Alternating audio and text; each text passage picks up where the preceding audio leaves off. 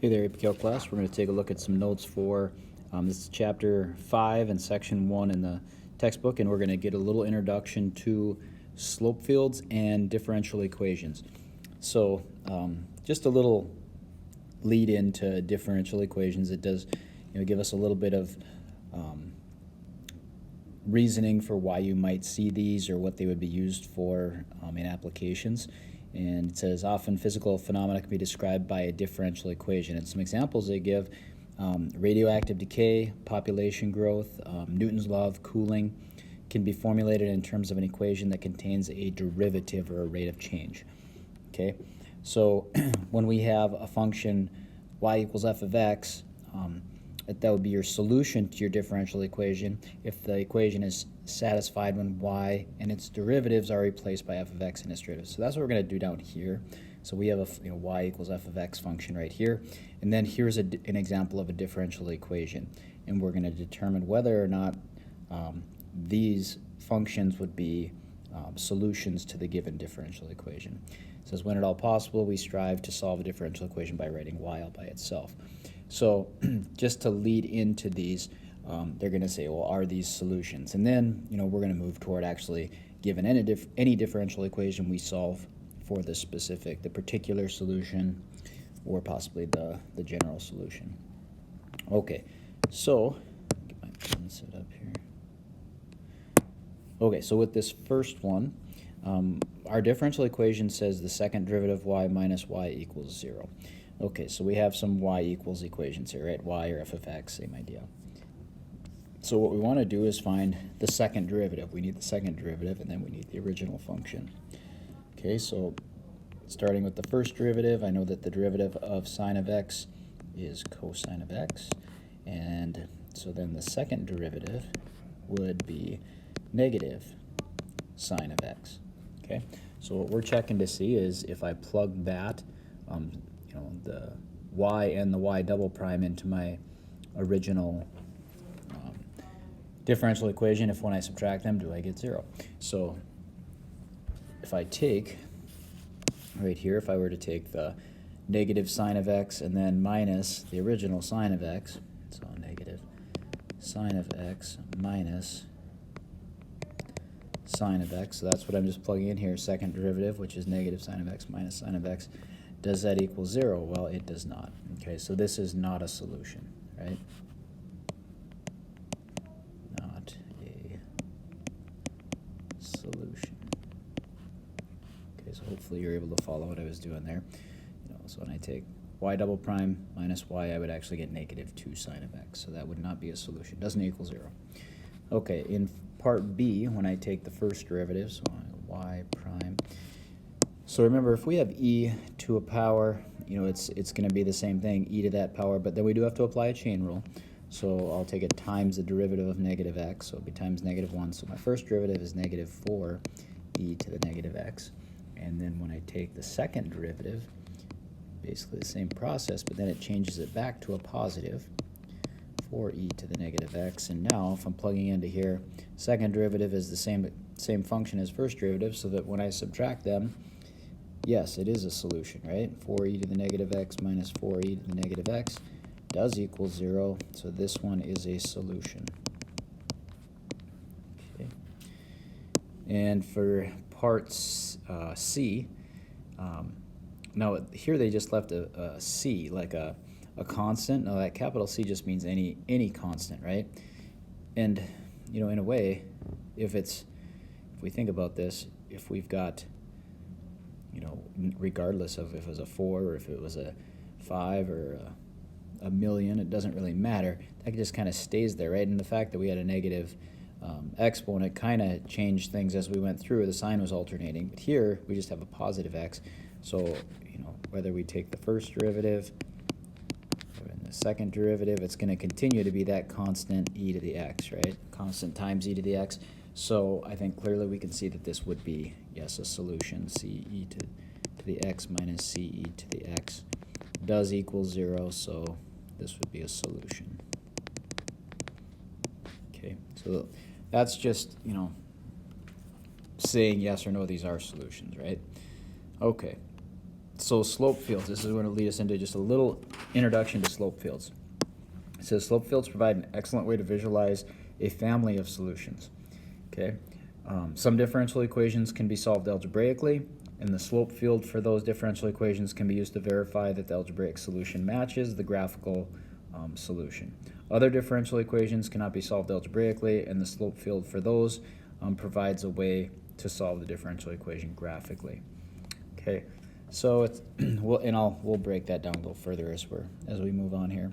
Suppose that f of x is a known function, and we're interested in finding the antiderivative of that, right?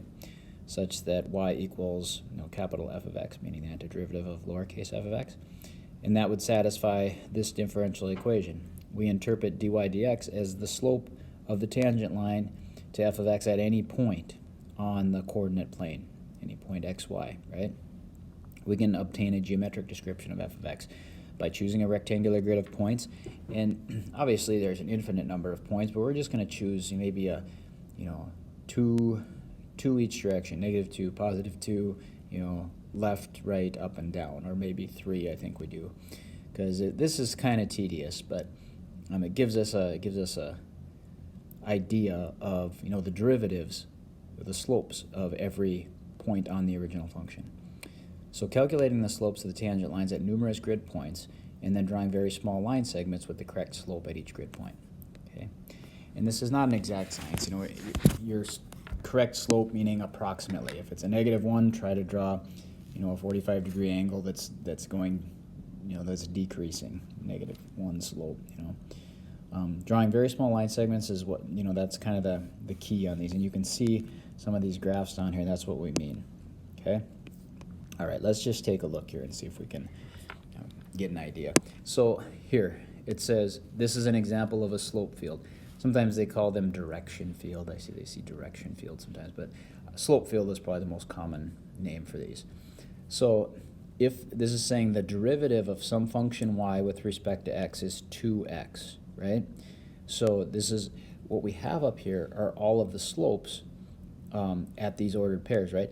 Now, because this derivative function is only in terms of x, that means that if the x-coordinate is the same, in other words, all these slopes that line up vertically have the same x-coordinate, so that means they should have the same slope. So 1, 2, 3, 4, 5. So we're like right here. So if we are, at -5, then these, you were taking, an x-coordinate of -5 times 2. Well, all my slopes here should be -10s. All my slopes here should be -8s, and so on. And, though it's probably not an exact, these look like a pretty rough computer model of what this is showing here, but when you think about it then, look at what we have on the y-axis. Okay, our x-coordinates are 0, so 2 times 0, we have horizontal lines there, right? Because our slopes would be horizontal.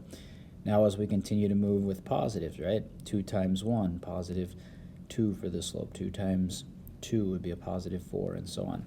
Now something else to think about, if this is the derivative of something and that's 2x, well, what was the original function, right? It would have been x squared, right? Because if you take the antiderivative of 2x, it would be x squared plus c, right? And that's what we're talking about here. And you can kind of see it appearing in here, right? If I kind of follow these slopes, you can kind of see parabolas in there, I think.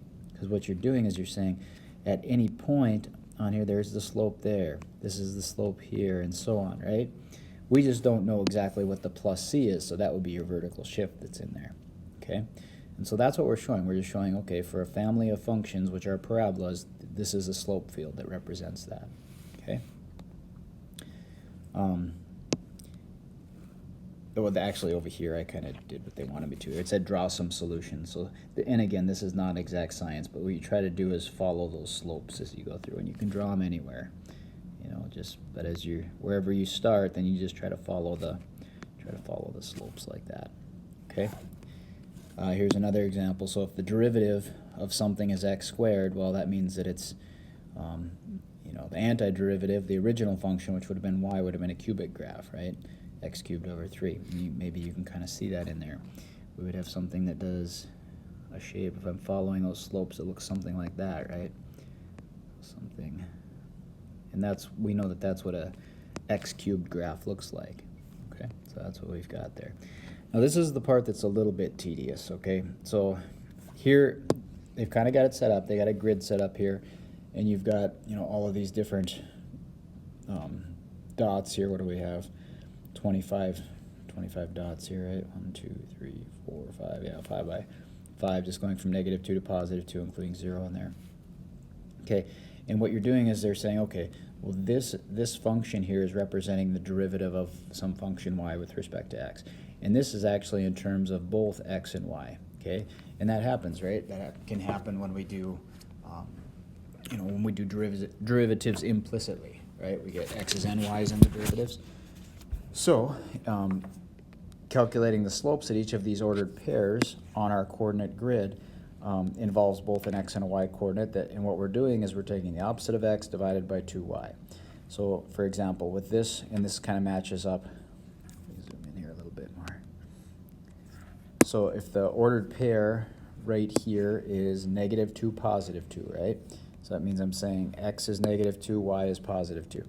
So if x is -2, that's the opposite of -2, which is +2, divided by 2 times 2, so which is 4. So I get 2/4 for that, right? Which we know is 1/2, but I'm just leaving it in terms of that so that we can kind of understand where these slopes are coming from. Okay, so that was at that first upper left hand. So let's go to the next ordered pair, which is an x coordinate of 1 and a y coordinate of -2. Right? Sorry, x coordinate of -2 and a y coordinate of 1 is what I meant. So if we go left 2 and up 1, so that would be this one right here. Let me draw this slope. So let's say if we want to draw a slope of that first one was 1/2. So let's draw a slope of 1/2 in there. And again, this isn't going to be an exact science, but so there's a positive 1/2 slope, let's just say, right? And then when I go down to this point right here, -2, +1. So -2 for the x-coordinate means, okay, so that's +2 divided by 2 times 1, that's 2/2, so that's a slope of 1, right, +1. And so that's how I got that. Now with the next one, I end up with a 0 as a y-coordinate. So if I'm dividing by 0, we know that's undefined. And we're not going to draw a vertical line there. They usually just leave that blank. If you have an undefined slope, they don't put anything on the dot there, okay? And then as I continue down, I'm just doing the same thing. So I'm putting in, you know, x-coordinate -2, y-coordinate -1, and that's going to give me 2 over -2. So that's a slope of -1. So I'm going to draw a slope of -1 right there. Then on the next one, I've got a slope of -1/2, so not quite as steep for that one. And that's, again, so like I know that it is a little bit tedious, but that's how we kind of calculate these slope fields or draw them or sketch them, okay? And then I just went through and filled all these out. You're just going to go through and draw all of these slopes. So at this next ordered pair right here, when I put in an x-coordinate of -1 and a y-coordinate of 2, it gives me a slope of 1/4. So I'll go a little bit flatter there, 1/4, and then I've got 1/2 at this one as I work my way down. And then I've got undefined, and then I've got -1/2. So that's going to be kind of like this. And then I've got -1/4, which is still flatter yet, like this. Okay. And as I go to my next row, I've got 0. So these are all zeros, right? Because I've got an x-coordinate of 0, so 0 divided by anything is 0. Except for this 0, 0, that's not going to have, that's meaningless, so we don't have anything there. But otherwise, these ones are all horizontal, so you're going to have horizontal little line segments there. So they're going to look kind of like that. Okay. Now as I work my way down, I'm going to go down this set of ordered pairs right here, which would correspond with this column. So I have -1/4, kind of like this. And then I've got -1/2, a little steeper. And I've got undefined, because I'm dividing by 0. Then I've got +1/2, like this. And then I've got +1/4. Oh, shoot, I should have skipped this one. That was my fault. The one that was that was undefined there, and I accidentally wrote it. It should have been 1/2 on this one. +1/2 here, and then +1/4 here. Okay, and then my last column here, I've got -1/2. It's going to be like that. I've got -1, which is steeper yet, like this. And then I've got undefined right there. Then I've got 1 and then 1/2. So I've got +1 and then positive 1/2 right there. So again, it's not an exact science, but that's that's kind of the way we go about this. And then it says sketch a possible solution curve to the differential equation. So in here, kind of like what we did up above, where we kind of looked at it and said, okay, yeah, I can see some parabolas in there, and we kind of sketched those following the slope field. And here, this was like a a cubic equation. You kind of have that shape. Well, what this one is, if you can see it, it's actually, if we solve this, it's an ellipse is what it is, and maybe you can kind of see that in here, but it is an elliptical graph. It's horizontal when it comes across the y-axis, and yeah, I'm not doing a very good job of sketching this, but it looks something like that. That's more, looks like an oblong egg that I drew, but that's the idea, okay? And then it does say find a particular solution for the differential equation that passes through 0, 1, okay? So what we're gonna do in that case is, and what they mean by that is to sketch it. And so I'm going to do that. I'll just do the sketch for it up here. We're going to get to solving these differential equations algebraically, but for right now, I think all we really want to do right now is just find it graphically up here. So if it's 0, 1 is your ordered pair, so right here, 0, 1, and then if I drew the ellipse that kind of followed the slopes through here, it would be, it's something like this. You can have it just as long as you're kind of hitting through that point, something like that. Okay, and then there's one more here, one more slope field, and this one I thought was easier to calculate because you're just adding the x and y coordinates together. They all turned out to be whole numbers in that case, so we've got, I filled those in already, but if you go in and draw all those slopes in there, and I don't know if we need to fill all those in, but I'll do some of them. So, again, if you're using this table, -3 plus 3, you get 0, so that's horizontal there. Blue on that. It's horizontal. And then I have a slope of 1, a slope of 2, and they're going to get steeper as I go across. 3, 4, 5, 6. They're going to keep getting steeper as I work my way across that way, right? I can see I have a whole bunch of slopes of zeros as I go diagonally, right, when the x and y coordinates are the same. So these, you kind of see that pattern. These are all going to be zeros here, 0 horizontal for all of those. Come across here, this one's going to be -1, and then it was 0, and then it was 1, and then they get steeper, 2, 3, 4, 5. And again, not an exact science, but you kind of get the idea as you go through. Then I've got -2, a little steeper that way, -1, 0, 1, 2, 3, 4, so on. And then here I've got -3, -2, -1, 0, 1, 2, 3. Okay, then I've got -4, -3, -2, -1, 0, 1, 2.